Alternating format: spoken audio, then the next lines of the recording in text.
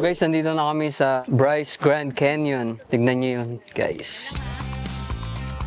Grabe, ang ganda. Picture-picture na sila. Para siyang man-made pero cause siya ng erosion, uulan, araw, yung mga buhangin, mag-ipon-ipon. So yun yung kaya siya nabuo.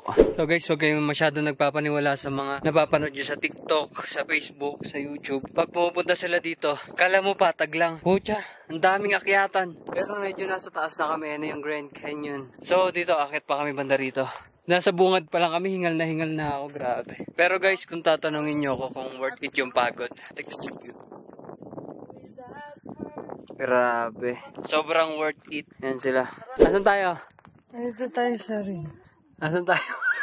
Wala na tayo. Naligaw na tayo. Feeling namin nang inaakyat namin Mount Everest. After 5 minutes of hiking, break time. Ano na yung behind the scene. Tignan nyo, ikutin pa namin na. Nabali mga 4 hours or 5 hours pa kami maglalakad. Nandito kami sa tuktok. Ayun, nandun pa sa pinakadulo. So akyat pa kami dito. Tapos, doon, bababa pa kami.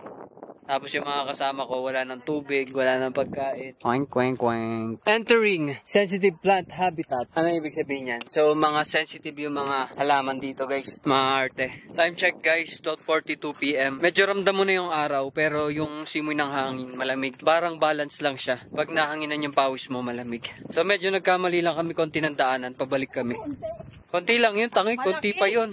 Malaki yun. Pabalik na kami sa tamang ruta, guys.